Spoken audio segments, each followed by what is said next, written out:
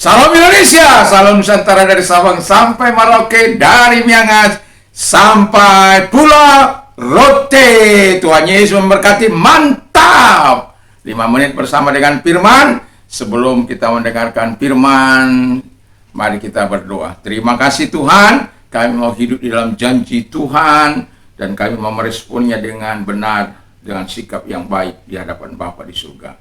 Di dalam nama Yesus, kiranya firman-Mu menjadi kekuatan hidup kami Bapa di surga. Di dalam nama Yesus kami berdoa dan bersyukur. Haleluya. Amin. Puji nama Tuhan. Tadi pagi saya berbicara soal janji-janji Allah, dan saat ini saya mau katakan kita harus hidup di dalam janji Allah itu.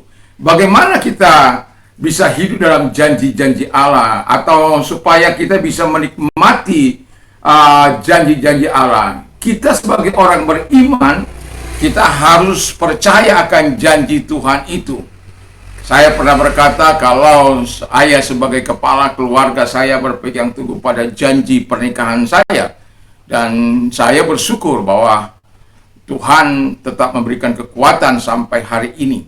Ya, tapi walaupun banyak saya menyaksikan dengan mata kepala saya sendiri, ada banyak orang yang tidak sesuai hidup dengan janji pernikahannya. Janji pernikahan tidak ada di dalam janji pernikahan kau boleh memukul istrimu. Nah, Anda ada itu. Tapi Alkitab mengatakan bahwa dia adalah teman pewaris Allah, dan yang bisa kau tongkati adalah anakmu, karena memang itu dia firman Allah, apabila anak itu sudah tidak hidup dalam ketaatan. Jadi kalau hidup dalam janji Allah sebagai orang percaya, yang pertama kita harus lakukan adalah hidup dalam pengharapan kepada Allah. Jadi kalau kita hidup dalam pengharapan kepada Allah, maka apa yang dijanjikan cepat atau lambat, sesuai dengan proses yang diinginkan bagi kita, dia akan menggenapi janjinya. Yang kedua dikatakan oleh firman Allah, dalam menyikapinya janji, yang hidup dalam janji Allah itu, kita harus hidup dalam ketaatan. Sehingga ketika kita hidup dalam ketaatan, kita tidak menuruti hawa nafsu daging kita, kita tidak mengikuti keinginan mata kita, keangkuhan hidup kita, tapi justru kita melakukan apa yang dikehendaki Allah, melakukan firman Allah dengan baik dan benar di hadapan Tuhan.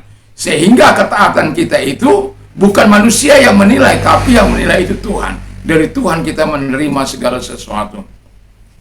Ketika saya meminta rumah ini, saya tidak punya uang. Tetapi saya bilang dalam 1 tahun ini saya berdoa dan berpuasa Tuhan. Setiap bulan itu 3 hari 3 malam saya tidak makan, tidak minum. Dan masih ditambah 2 kali dalam seminggu. Dan kemudian 9 bulan kemudian saya mendapat rumah ini. Orang itu meninggal dunia, dan kemudian dia bercerita bahwa dia dihidupkan Tuhan kembali, akan diperpanjang umurnya seperti Hizkia. Dan pada hari yang sama saya hadir di rumah ini. Saya datang, itu sebabnya dikatakan Yesus Sancti, Yesus Sancti, Yesus Sancti. Yesus itu Tuhan.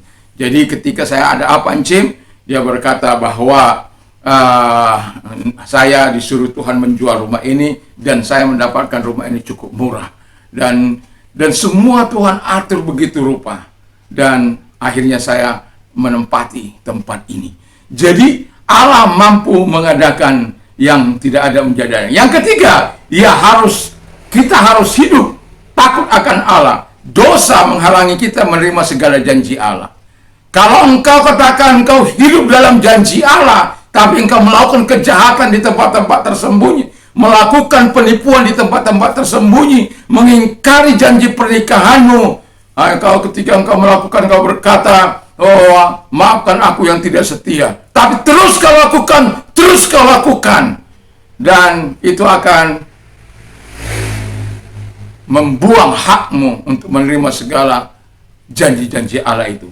Jadi takut akan Tuhan itu membuat kita menerima segala kebaikan Tuhan, membuat kita memiliki strong confidence, keyakinan yang luar biasa, dan have a pleasure of refuge, dan kita mempunyai sebuah tempat, place of refuge, tempat untuk berlindung. Lalu kemudian kita juga mempunyai fountain of life, jadi sumber kehidupan. Wow. Dan yang terakhir kita mempunyai juga apa yang dikatakan depart from snares of death, terhindar dari jerat maut. Maka janji Allah pasti genapi bagi orang-orang yang melakukan sikap yang di atas tadi. Mari kita terus berharap dan melakukan yang terbaik dalam hidup kita. Mari kita berdoa.